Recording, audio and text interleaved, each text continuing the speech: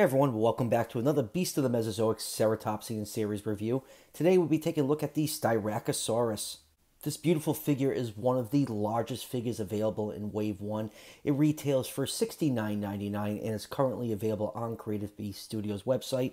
And I'll leave a link in the description if you want to pick this figure up for yourself. And I would like to thank my beautiful wife for getting me this for Christmas. As much as she complains I have way too much dinosaur stuff, she still supports her grown-ass husband's collecting habits. So before we take a closer look at this figure, let's just go over the packaging really quick. You get some beautiful artwork on this sleeve that covers all the figures in this series. Really love all this artwork for all these Ceratopsians. They look absolutely beautiful. You got the Beast of the Mesozoic logo down up there with some metallic red trim. And then turn the box around, you get a silhouette of the Triceratops face along with the Beast of the Mesozoic logo. And then on the back of the box, you get a checklist for all the figures in Wave 1 with some facts about Styracosaurus. And just like every other figure in this series, you get a nice little collector's card with that artwork that's available on the front of the box. And same thing on the back, you do get some facts about Styracosaurus. So enough about the packaging. Let's take a look at this beautiful figure. So let's start with a nice 360-degree view of the Styracosaurus. Just like most figures in this series, the color scheme takes inspiration from real-life reptiles and amphibians. The Styracosaurus is based off the common green forest lizard. It has the bright orange head that lizard species is known for. And I really enjoy this bright, vibrant, and bold color scheme on this figure. The main body is a mixture of dark and light greens. There's some white and yellow stripes along the back. You have that big, beautiful red and orange head with bright blue and green paint to highlight the frill. Just really a striking color combination. I know it's not for everybody, but I do really enjoy these bold colors on these Ceratopsians. And you have to appreciate the articulation. Just mess around with it a little. You can get some really cool poses. This Styracosaurus is actually balancing only on 2 feet. Alright, let's just do a couple quick measurements on this figure. This Styracosaurus is exactly 12 inches long from tip of the beak to tip of the tail, and just under 6 inches tall to the tallest spike on its frill. So Styracosaurus in real life was around 18 feet long. So with those measurements, that put this figure perfectly in that 1/18 scale range. Alright, let's zoom in and take a look at some of the finer details on the figure, starting with this beautiful looking Styracosaurus head sculpt. I absolutely love the bright coloration on the head. The head coloration is a mixture of reds and orange. You have this nice dark wash that brings out all this beautiful sculpted scale detail. You have some black stripes along the side of the head. The eye is painted in yellow with a black pupil, and there's a little bit of a gloss coat to give the eye that wet look. And then you have this bright blue and green that highlights the frill, and you have a little bit of white with a little bit of yellow dry brushing mixed in to highlight the fenestra. The nose horn and the horns on the frill are really well done. You have this really nice dry brushing of black to bring out all that detail. The beak is painted with brown, some more dry brushing on there. You have a little bit of dry brushing of blue along the lower jaw to bring out some of those nice scales. And then the mouth can open up, and it does have a little bit of a gloss coat in there to give it that wet look.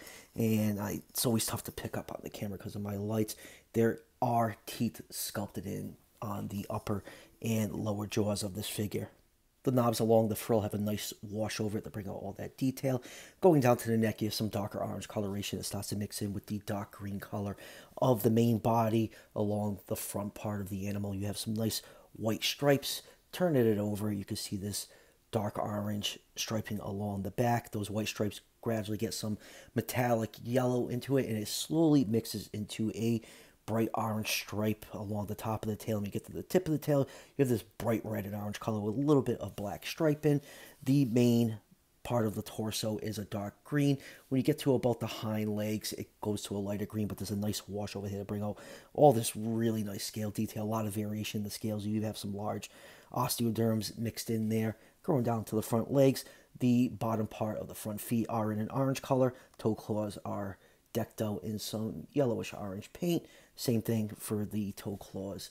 On the hind feet, just go from that green color to that orange color. So all in all, just a beautiful looking figure. I think it's definitely one of the best painted figures of the entire series. It seems like David took some extra care painting this one, because I heard that Styracosaurus is one of his favorite Ceratopsians. Moving on to articulation, the mouth can close and open.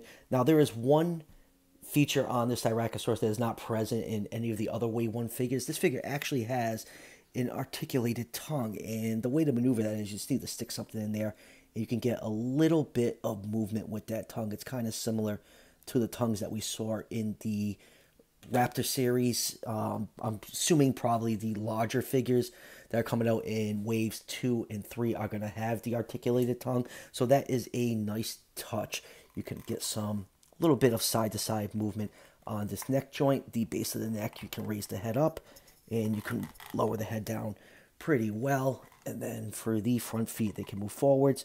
They can move backwards. You have a joint at the elbow that gives you about 90-degree bend, and it can also rotate 360 degrees if you feel like it. Same thing with the feet. They can rotate, and you get a little bit of forwards and backwards movement and a little bit of side to side. The main body has articulation at the midpoint by just twisting it. You can get a little bit of upward movement on that, but not too much. You don't want to push it too hard because you will get a little bit of paint wear from these two parts banging into each other. For the hind legs, legs can move forwards. They can move backwards pretty far. You have a nice bend at the knee. Like, my biggest complaint about the articulation on here, I kind of wish there was a little bit of a cut right here. I know it would take away from the sculpt to add just a little bit more of a bend to the hind legs.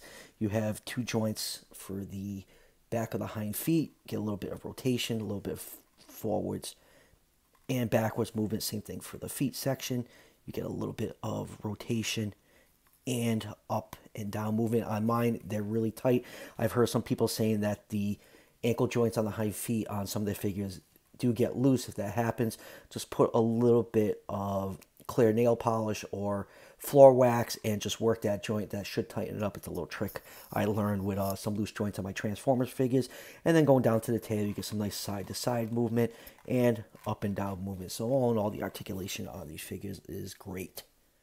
All right, let's move on with some comparisons. First up is the old Resaurus Carnage Collection Styracosaurus. You can obviously see the inspiration for this line from these old Resaurus figures. They were one of the first really good articulated dinosaur toys that came out back in the 90s. Unfortunately, they are very prone to breaking. The pins on them are terrible.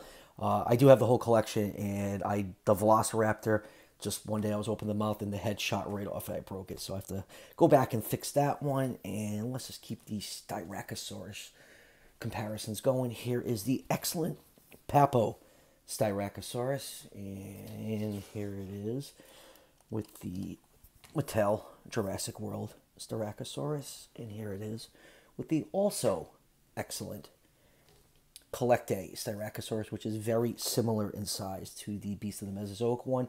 As you can see, Styracosaurus is a very popular ceratopsian figures that companies like to make. I believe it's second to Triceratops for the amount of Styracosaurus figures on the market.